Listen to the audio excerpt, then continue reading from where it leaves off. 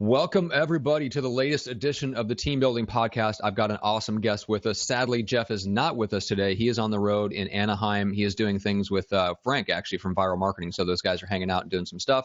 So me and the guest are here today. We've got Nick Shivers out of Portland. He's an awesome team leader with a great story to share, not just of success and the lessons that he's learned, but also some interesting difficulties encountered over the last year or so. We're going to dive into that. So first of all, let's welcome you in. Nick, what's going on?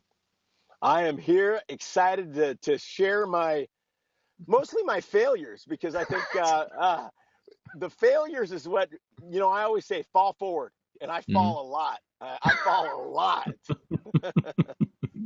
Oh man. Well, we'll talk about at least you're falling forward, yes. And I'm very curious about how you're recovering. So give us just a brief primer of what the team looked like last year, the production, all that stuff, and then Sure. what it looks like currently. Sure. 2016, we had 9 agents. We finished at 327 transactions, average sales price hovering around 390, finished at just below 125 million with $3.2 million in GCI. Always want to know the net. Net was hovering around 31%. That's really good. I wasn't really in business. I had some hedge fund group that I worked with a little bit. And some trustee attorneys where they just call me up and I'd say, hey, Nick, we need you to list 4 houses. And then we'd send over paperwork. So as far as production, that's kind of where I was. I was mostly the pretty face around the organization and the motivator. Okay. We're All right, ugly team, Matt. One ugly team. Oh, that's funny. Okay, so the numbers are phenomenal. I mean, with doing 125 million, bringing 31% net profit, which is awesome. So flash forward to today. What's the team structure today? The team structure is we're roughly still around 9 agents. Mm-hmm. We have about 5 admin, and that ranges from an inside sales agent, a sales manager, and three admin, buyer transactions, listing transactions, and then the admin manager that kind of runs everything. Gotcha. Okay. Now, are these all the same people? Did they stick with you? Did you rebuild? Like, what happened in the meantime? Okay, so we'll start going down the failure part. So Right. in November of last year, I get a little letter from the Real Estate Commission saying that they have a complaint. I had a directional sign that did not have I'm a Keller Williams agent here in Portland, and I'm an independent agent of West One Properties in Washington, Southwest Washington. So we put up our sign company put up a Southwest Washington sign that did not have a Keller Williams logo. So they found that, of course, a violation, saying you did not have a Keller Williams logo on your sign. So I went and had a meeting with them, and they're like, so not only that, if you looked at one of your YouTube pages, you didn't have a logo. And they decided they were going to suspend my license for 2 months, effective December 2016.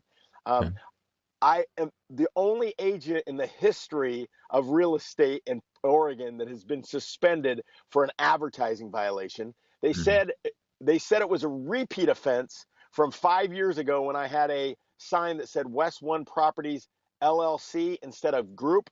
So I am a repeat offender, is what they said. Man, so, I hope you don't smoke any pot on the side too. They would have thrown you in jail. Goodness. Oh my gosh. So I was a little flabbergasted that was going to happen. But it happened. Yeah. So that was kind of the journey down the start of 2017. Okay. So what happens to the team? I mean, obviously you're transferring listings out. I mean, what happened to the team? How many people left? You stayed with you? How did that go? We basically kept all the key players. We have a great, awesome culture on my team. Okay. We did let go of 3 of our top buyer agents because of culture issues. They were great performers, but in my business, I evaluate 2 things. Number one, and the most important, are you a culture fit to my organization? And then how about production? Because you could be an awesome culture fit, but if you're just not getting after it, you can't be on the team. But Right. number one, if your culture and you're all right because you want to do it part-time or something, I'm keeping you because I love you. I love the Cool. culture fit. Yeah. But if you are a producer, and I had one, she was my top four, probably 40 to 50 transactions. Just was not in culture with the team, and we let her go, and a couple other agents that weren't in culture. Mm. And so that really affected our buyer side transactions to in 2016 going into 2017. But my core group stayed with us through it. Gotcha. So what was so your license is suspended for 2 months. So how'd you keep the business going? Were you able to, do some maneuvering, transfer things out into other people's names? Like, how did you handle that part of it?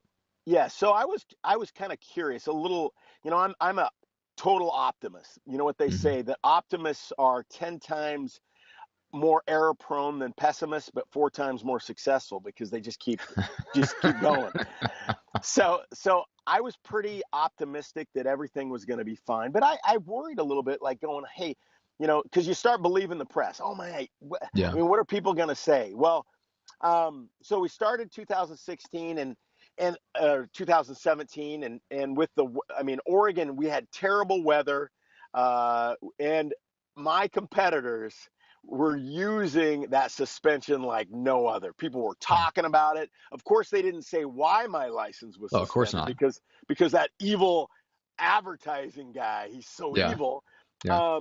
But it did. Huh. I'm When I look back, and we're 40% down from a year before.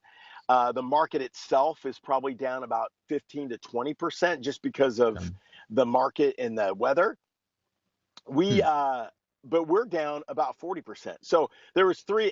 I looked at it. I go, what was number one? Obviously, the license suspension had an effect. Right. Number two, we lost some buyer agents, but shouldn't have been that big. And the weather. And I think my team, I think we got a little lazy. I think we thought, we're the boss that just comes in. We don't have to really hustle to Hmm. to get going, and we lost a little bit of our edge. Okay. We are kind of grinders, and we stopped grinding. But after 4 months of losing money, we started grinding again. All right. So how did that have? Well, first take you back to the stop grinding. So, I mean, were you guys getting your marketing systems to the point where you didn't have to grind as much in terms of outbound prospecting, where business was coming in? Yes, yes. Okay. Our business looked like in 2017, 50% was past clients and referrals. Okay. We pride ourselves on doing a great job for our clients. Yeah. And then the other 50%, of course, is through marketing. We're on TV, we're on radio, we do Okay. Zillow. But we did stop. I think what we stopped that really had an effect is because we do such a good job. A lot of times people just call us back. Hey, Nick, I haven't talked to you in 5 years, but you did such a great job for us. Instead of being proactive, Hmm. and reaching out to our clients, I think we stopped doing that because it Okay. was easy in 2016. Gotcha. Okay. So you lose the edge in terms of outbound, not just prospecting, but even just the outbound, maintaining the relationship with your existing client base, just That counting on them, counting on the air cover, essentially TV, radio, Zillow, to just kind of bring the calls in, which makes sense. I mean, that is kind of the goal, is you want to get to the point where more deals come in than you have to go out and find. that is But correct. flash forward to this spring, you're all of a sudden finding out, well, if we want to stay on track and get back to where we were, we're going to have to go out and find them again. So what did that ramp up period look like, and what did you guys have? When you kick it into high gear, what does that look like? Well, so about month at the end of February, I'm looking at numbers and I'm like going, oh my gosh, this is like the worst first quarter we've had in 10 years. And I'm like, okay. So we basically just had a meeting, and we have a big why at our organization. And Okay. our mission statement says serve people, save kids by selling real estate. And we've Right. talked about this, Matt. We have a thing called Yeah. sell a home, save a child. And I explained, I said, listen, we aren't going to stop giving money to help those kids. That's the Hmm. fact. I'm dipping into my own pocket every month to pay that, to make sure that that happens. So, Okay. let's get back to why we're in business. And we had a Mm. heart to heart, about a 2 hour meeting. And we just said, we believe that we are the best in the business. So we're Mm. doing a disservice to our clients by not getting out there and making sure that they're referring their friends and family. Yeah. Um, And that was kind of the turnaround where we all agreed, our thing was we're going to get 60 listings in 60 days. Wow. So in March and April, I think we did 52 listings. Okay. In our inventory market, I mean, we have 1.5, 1.2, 1.6 months of inventory. So our inventory numbers are horrible. Mm. So the listings have been tight. But so we started outbound prospecting, circle prospecting. We just got back to the basics. Right. Our marketing and stuff, like we started talking to our clients. We had we got back to our goal setting meetings, and we Mm. just got back to basics and got Mm. after it. Okay. So let's get really practical. So you guys have this heart-to-heart meeting. Everybody gets excited. Everybody commits to massive action. Awesome, awesome, awesome. You have this great meeting. So how does that translate into action? Was there an agreement among your agents to commit to doing certain activities and certain timeframes? Did you hold them to it? Did they hold themselves to it? Like, what did that look like? Yeah. So we got really back into the 4 disciplines of execution, and Okay. we basically got to our WIG sessions every week, and we said, okay, what is our one thing that we're going to do this week to move our goal forward? And it was 60 listings in 60 days. So Okay. it could look like this. One agent, hey, is a really good sphere agent. So they were going to talk to 20 of their clients on a daily basis, or leave voice. Could be another agent's a great prospector. We have a great prospector on our team. He does 8 to 11 every day. That was his thing. Yeah. And one person was, hey, we're going to door knock. Just simple, basic lead generation tactics, but we committed to doing it, and we held each other accountable. Okay. So weekly meetings holding each other accountable to what individual people themselves decided they were going to commit to in terms of what was best for them. So it wasn't like a top-down thing. This was a very kind of organic team decision that carried over into, yeah. Yes, with the goal. What was our Mm-hmm. number one goal? Our Mm-hmm. number one goal was to get 60 listings in 60 days.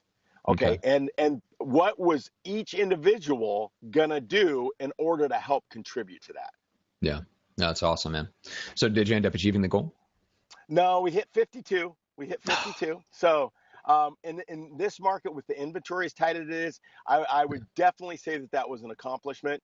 Mm-hmm. And if I look at my May and June numbers, we're almost back to where we were last year. So our trajectory is right back to where it should be. My new buyer agents, which there's 5 of them, and I think if you look at the 5 agents, my most seasoned is a year in the business. They're all now starting to do 2, 3. A guy that's been in the business for 6 months, I think he just is going to close 5 in July. So our trajectory, we're back in the game. All right. Well, I know there's going to be a lot of team leaders kind of curious just on how your agents are split up and divided. You referenced buyer agents. So what are they allowed to do? What are they encouraged to do? Do you enforce, that they can only do one thing or the other? And how does that work for your team? Okay. So I'm moving. I'm in my car, as we know, because I'm doing a remodel in my office. So how I have it worked up, I have 4 agents that are allowed to take listings. 2 of them are Okay. strictly listings, and 2 of them are allowed to do buyers and sellers.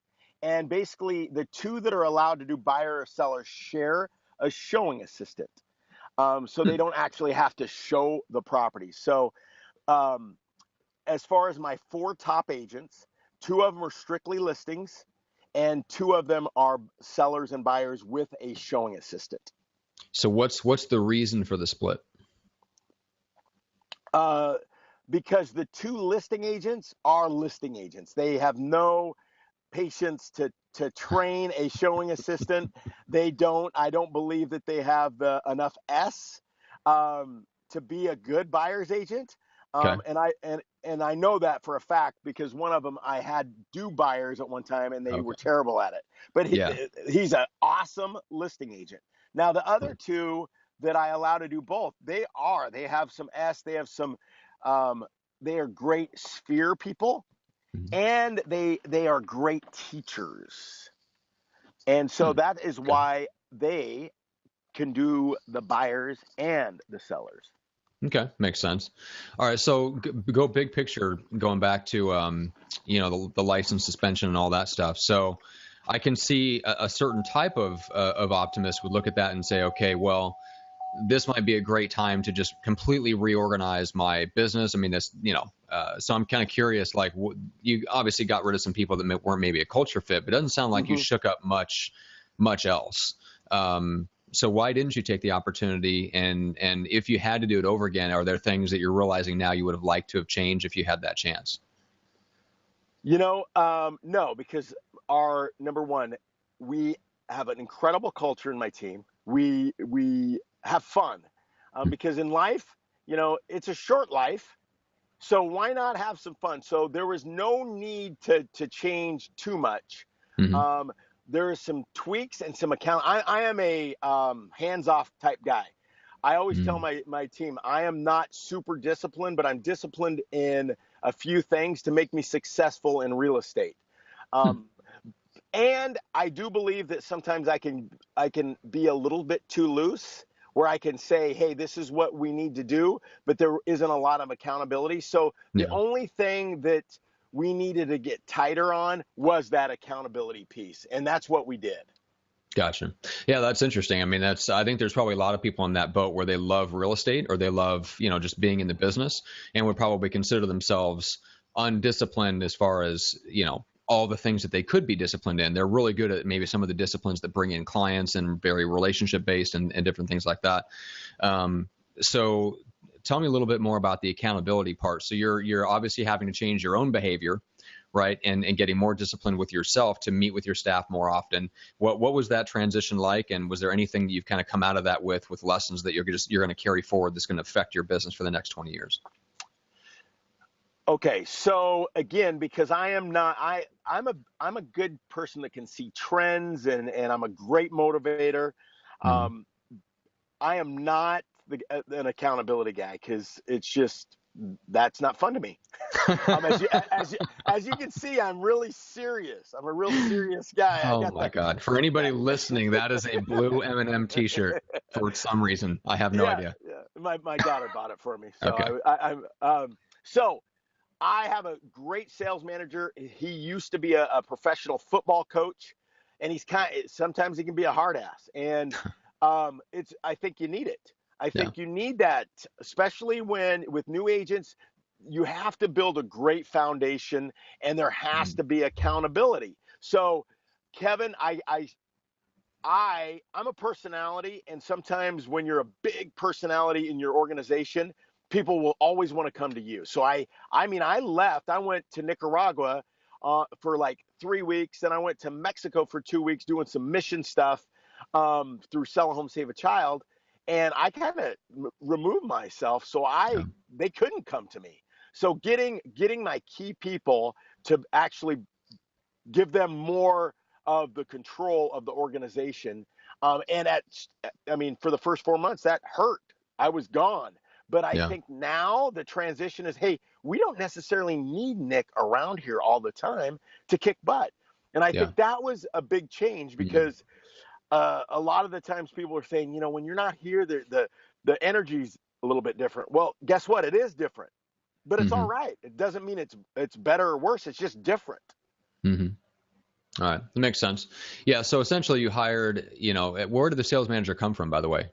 You said he had a He was professional coaching background. he was a client of mine. Okay.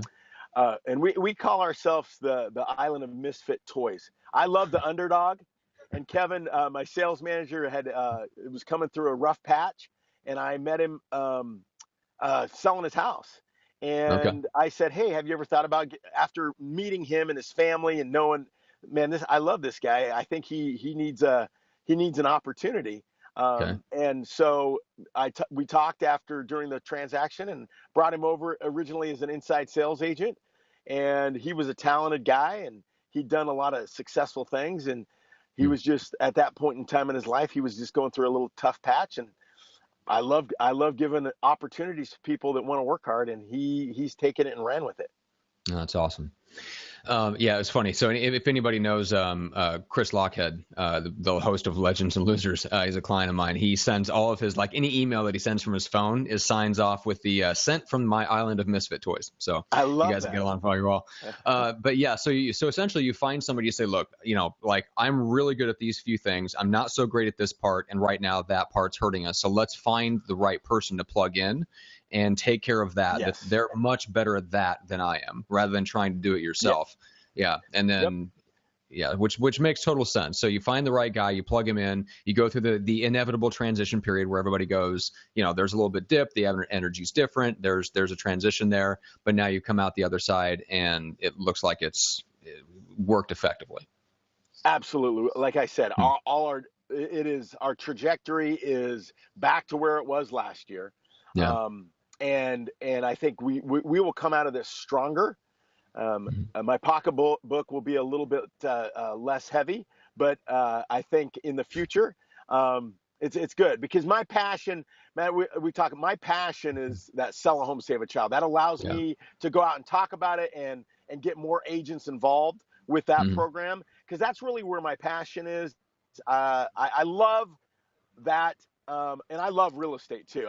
I've been a grinder my whole life, so the transition of me not for the last 2 years really not being in the game was a big transition because I was the guy that loved to get on the phone from 8 to 11 and Mhm. every single day because I liked it, and that's what Mhm. gave me a feeling of accomplishment. When you don't have to do that for doing it so long, there's a transition for yourself going, am I really making a difference now? Because I'm not in that day-to-day instant gratification. I got to lead. I got to Yeah. lead. So that was a transition for me as well. Okay, so when you guys jumped back in and started to get after it, what did you do personally?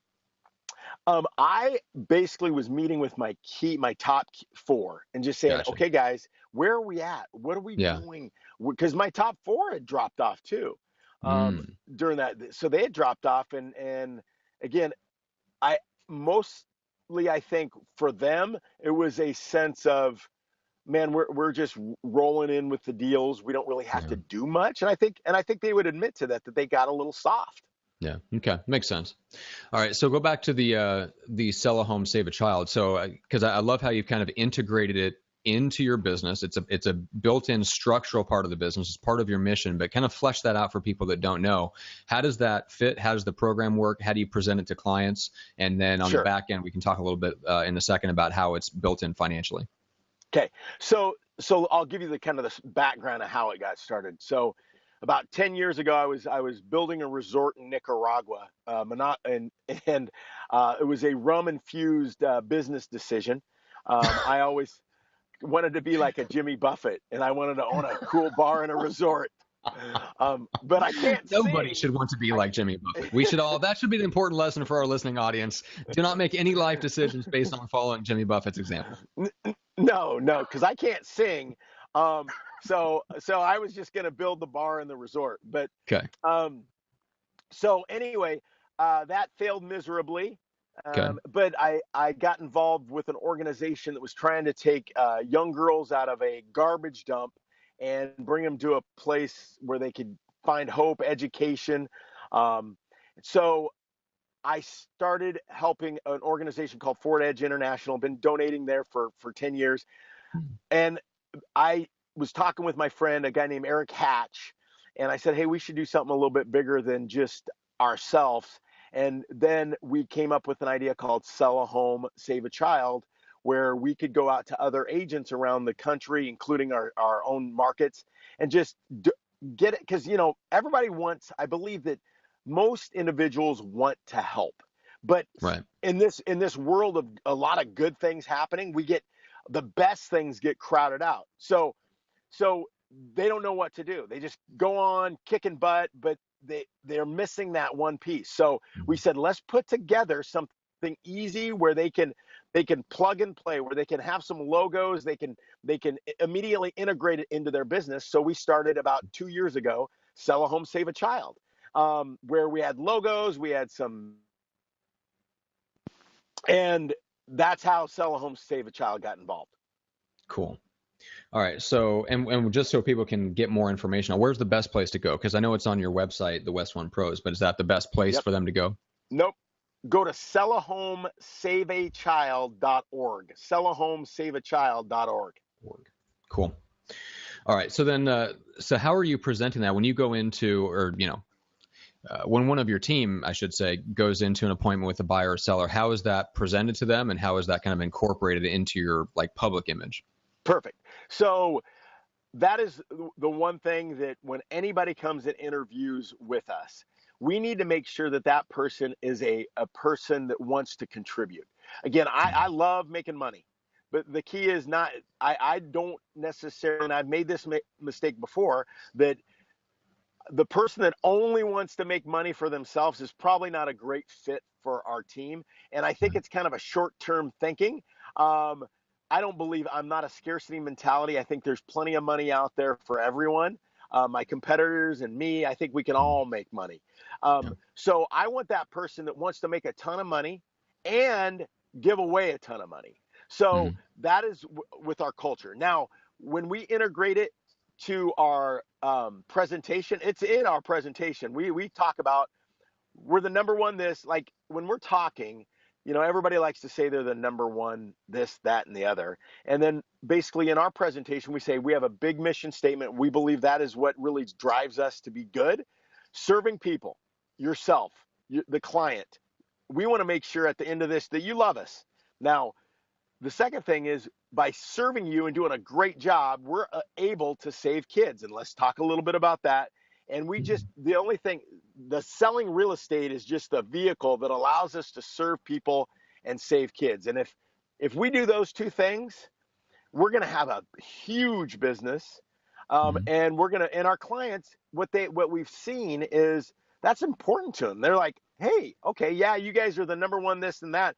But the reason that we're using you really is because you have a big why, and our clients, we get them involved, and a lot of our clients at the end of the transaction sponsor kids, and it's just awesome. when you're talking about a age of when people are freaking out that Zillow's might take over the real estate world. Well, when you have a group of individuals that are all shooting for one vision, one mission, they're never going to go to Zillow or any internet-based thing, because they want to go to their friend, and they want to go to the person that's doing something more than just selling real estate.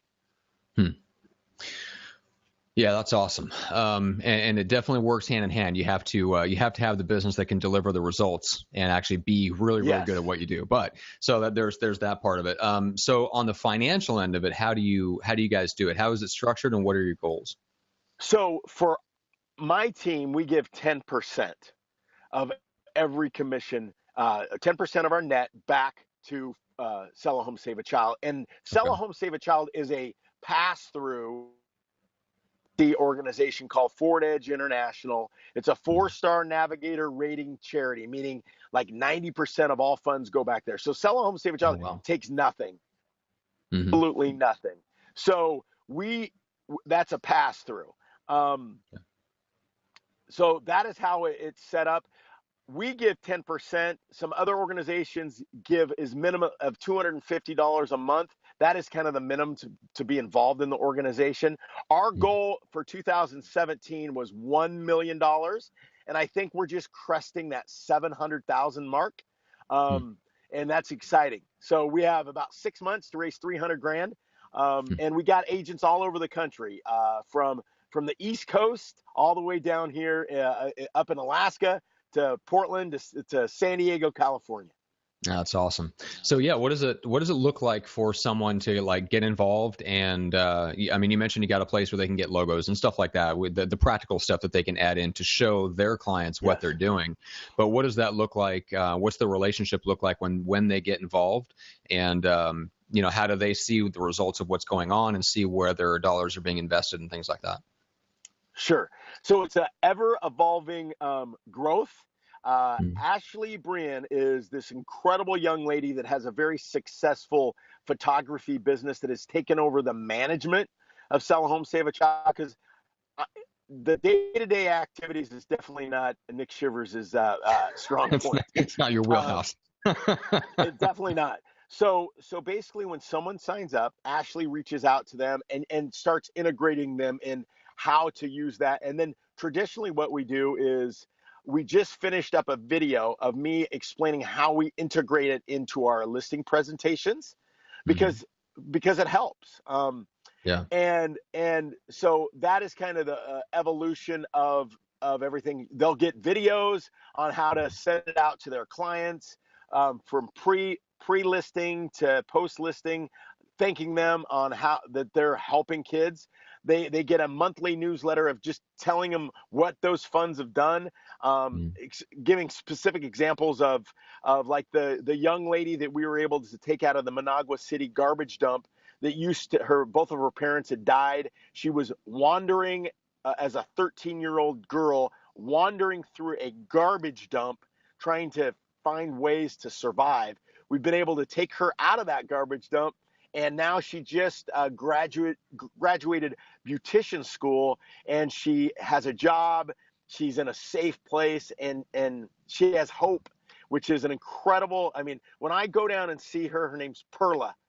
I saw her when she was 13. I see her now when she's 20. And I'm telling you, when I come back, I'm as fired up as can be. And that one little, that license suspension is nothing, because I'm fired up and we're making difference. That's awesome, man. Okay. So next steps for the team, getting back to the business angle. So you've got that integrated. It's a part of your mission. People are on board. They've recommitted to kind of getting back after it, committing to each of their own kind of prospecting efforts that they're comfortable with, that they're excited about. So what does the rest of the year look like? Are you going to finish still down? Are you going to finish above? What's your goal, and how you see that shaking out? You know, my shakeout is that we aren't going to hit our numbers. Our goal was Mm. 150 million this year. We're not going to hit it. Okay. Now, I'm not saying we're not going to try. One of the things that we just integrated for our team is it's called the Eleanor Roosevelt Challenge. And Eleanor Roosevelt says, do one thing every single day that stretches you, that makes you Mm-hmm. scared. So we implemented that a week ago, and we have a little Facebook group, and every day everybody on the team says what they've done that day to stretch in their life. The winner of that, I'm sending on a week vacation to a 5-star resort in some place, in probably a place called the Grand Mayan. So we are striving, because my goal as the team leader is I want every one of my people by the end of 2017 to say, I am a better person. I have stretched myself. I've blown the lid off my comfort zone. So Mm-hmm. I believe that, even though, you know what, I don't believe that we're going to hit our 150 million. I think there's a good chance that we won't even do what we did last year. But I believe that we're going to grow from this, and we're going to set ourselves up just for the future. And I'm fine with that. Yeah, that's interesting. I mean, let's say there's some. I've been talking a lot to a lot of people about this, and just in the course of conversation, it comes up. Just who's going to last through the next market correction? What teams are going to still be standing? What agents are still going to be standing? And it's got to be nice for you to know, having already gone through something where you effectively take a major hit, that you kept all of your key people, and that when they needed to, they can really dive back in and just lead generate themselves. Because that's really, when you look at the teams that have been built since the last correction, there's a combination of arrogance and fear. You've got the arrogance Yes. of the people that built the teams that don't know yet what they've gone through. Then you've got, the people that have been through it, that know what's coming and know what it takes to get through it, like Greg Harrelson. And he's just mentioned here recently just how many teams there were, and how many agents, more especially in those days, were very highly confident until they went through the next correction, when they had to get back after it and couldn't do Yes. it. Yeah.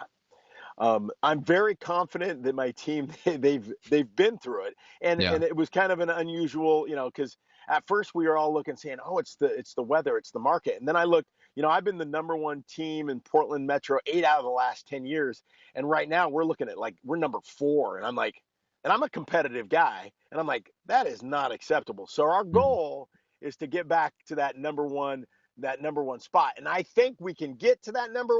In fact, I know we can get to that number one spot we just aren't going to hit our own goals. But you know what? Gotcha.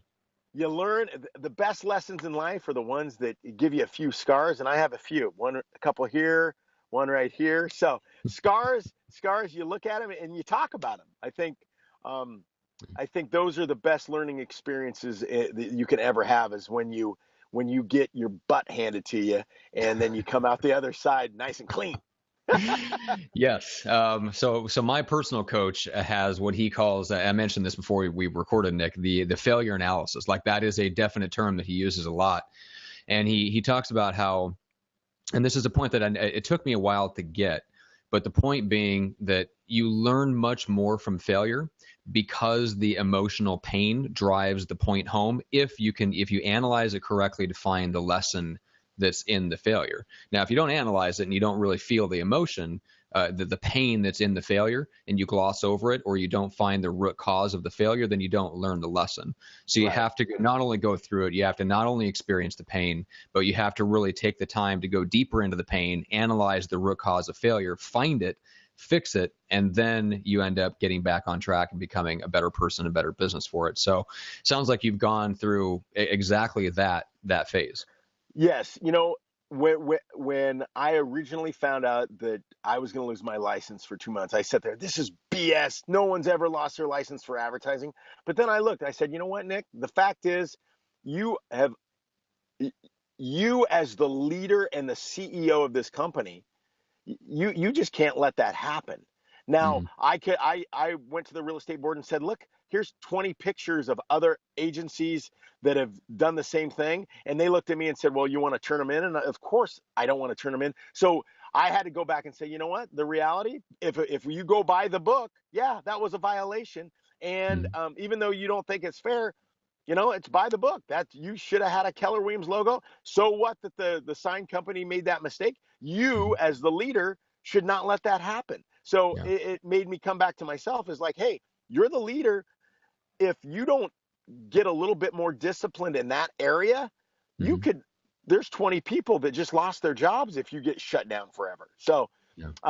you got to look in yourself and say, okay, what do I need to do to get better? Yeah, that's a little dose of extreme ownership. I like that. Yeah.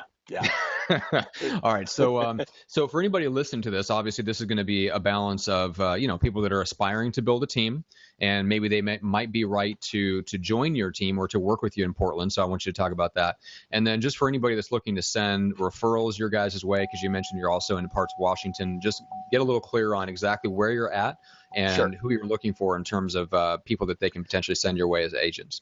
Sure. So we are in Southwest Washington, which is from Washougal down to Vancouver, Washington, and then the Portland metro area all the way down to close to Salem. Okay.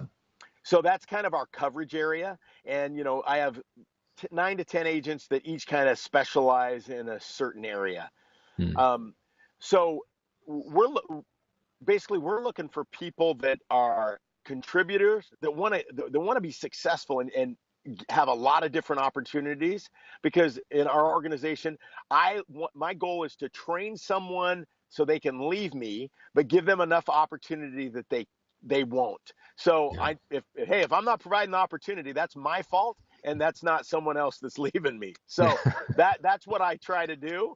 That's kind of what I'm looking for. Cool. Like it a lot, and that is a great quote. That probably will be the main quote from this episode. Actually, I like that a lot. And then, I think guys, I stole that from somebody. I know I stole that from somebody. Did you? Yeah. All right. Well, we'll try to give credit where credit's due. Is it a Gary Keller quote by? I mean, he's big on the opportunity, but it's not. It sounds like Gary, but I don't know. I don't know where I heard it, but I know I heard it. Train them so that they can leave you, but give them a big enough opportunity so they don't. Yes. I like it. Cool. All right, guys. And then go to sellahomesaveachild.org. All the details that Nick mentioned on that organization are there, and including how you can get involved. You mentioned videos on how they can present it, logos that they can use in the materials, the whole 9 yards. Everything that you guys can need in terms of getting involved in that organization is there, guys. So, Nick, this has been awesome. I appreciate you sharing. I love that you took that you wanted to take the conversation this direction instead of a success fest. So I'm all about it, and love that you guys have just rebuilt back back to the point where you're right back on track. You're where you want to be. You're going to end up being the number one team in your metro again. It's just a matter of time and getting after it. So love that you shared. It was awesome. Thank you, sir.